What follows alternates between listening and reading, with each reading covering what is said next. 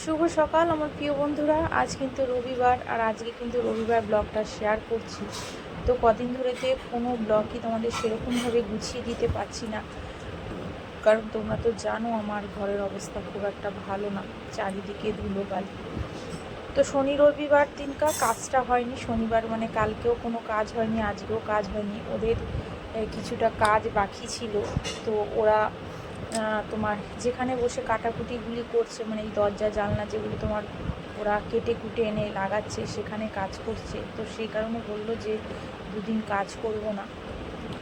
তো সেই কারণে কিন্তু দেখো আজকে কিন্তু একটু ব্লগটা শেয়ার করতে পারছি, নাহলে এই কদিন ধরে একদম সেরকম রান্না বান্না কিচ্ছু করতে পারছি না। কোনো রকম রান্নাটা সকালের দিকটা করছি, ব্যাস, তারপরে আর সব কাজই বন্ধ। তো সেই কারণেই তোমাদের সেরকম গুছিয়ে কোনো ব্লগই দিতে পারছি না, টুকটাক দেখাচ্ছি। তো আজকে তো রবিবার, আজকে ওরা আসেনি। তো সকাল সকাল দেখো, সকালে তো সমস্ত কাজ করে নিয়েছি, আর এখন দেখো একটু নিজের জন্য করে নিলাম একটু ডিম টোস্ট। তো সেটাই কিন্তু দেখো বসে খাচ্ছি, আর ছেলেকেও কিন্তু এদিকে পড়াচ্ছি, ছেলেদের খাওয়া হয়ে গেছে। আর আমি বসে দেখো খাচ্ছি আর ছেলেকে বসে পড়াচ্ছি। এখনও বেড টেড কিছুই ক্লিন করিনি, তো সেগুলি করে নেব।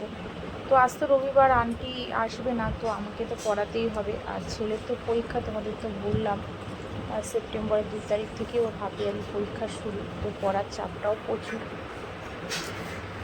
তো খাওয়া হয়ে গেল, এবার কিন্তু বেডটা ক্লিন করছি, ঘরে যে সমস্ত জিনিস আছে সেগুলো কিন্তু করছি। আর ঘরের কাজ এখনও কিছুটা বাকি রয়েছে। তো আজকে কিন্তু একটু গুছিয়ে গেছে নিচ্ছি, কাল থেকে কিন্তু আবার সেই সকালবেলায় দাদারা আসবে, আরও কিছু কাজ বাকি রয়েছে। তোমার কিচেনের সামনে যে বেসিনটা আছে, সেই বেসিনটা ভেঙে ওটা আবার ঠিক করবে।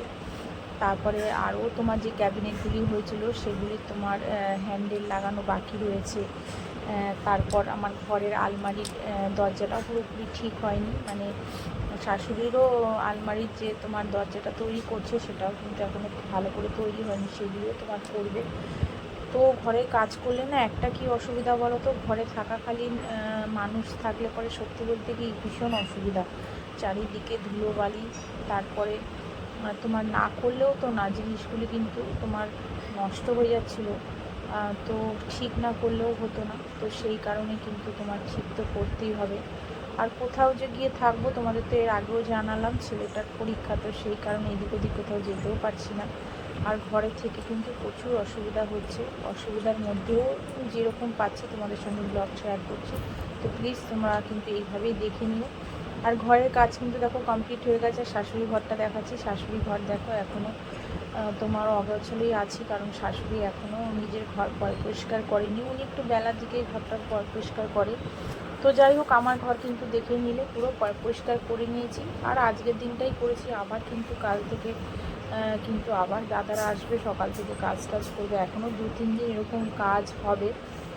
তো তারপরেই তোমার কাজগুলি কমপ্লিট হবে, তারপরে পুজোর পরে একটু রং ঠং করা হবে, এখন আর রং হবে না, কারণ এই সমস্ত জিনিস করতে প্রচুর টাকা তোমার মোটামুটি বেরিয়ে গেছে, আর সামনেই পুজো।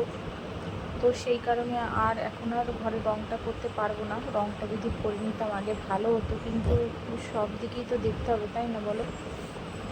তো সেই কারণে ভাবলাম থাক, এখন পুজোর পরে রঙটা করে নেব। তো এদিকে কিন্তু তোমাদের দাদাভাই আজকে নিয়ে এসছে খাসির মাংস। তো অনেক দিন তো সেরকমভাবে রান্নাও করতে পারছি না, তো আজকে বললে একটু খাসির মাংস তোমার রান্না করো। তো নিয়ে এসেছে, সেটাই কিন্তু দেখো রেডি করছি। তো যেভাবে মাংসটা করি সেইভাবেই কিন্তু দেখো করে নিচ্ছি। আর একটু তোমার উচ্ছে ভাজবো, আর তোমার একটু লাল শাক এনেছে, লাল শাক ভাজবো। তো এই করব দুপুরে রান্না। আর এতক্ষণে যেসব বন্ধুরা আমার ব্লগটা ধৈর্য ধরে দেখছো, তো প্লিজ তোমরা যারা এখনও আমার চ্যানেলে সাবস্ক্রাইব করোনি, আমার চ্যানেলে সাবস্ক্রাইব করে একটা লাইক করে আমার পাশে থেকো। সত্যিকারের বন্ধু হয়ে আমিও কিন্তু তোমাদের পাশে সত্যিকারের বন্ধু হয়ে সবসময়ের জন্য থাকবো।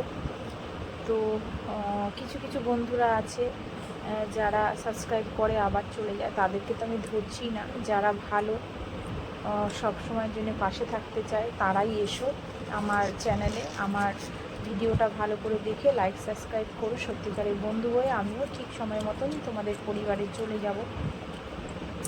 আর যে সমস্ত বন্ধুরা প্রতিনিয়ত আমার ভিডিও দেখো, ভালো ভালো কমেন্টস করো, তাদের তো অসংখ্য ধন্যবাদ, অনেক অনেক ভালোবাসা।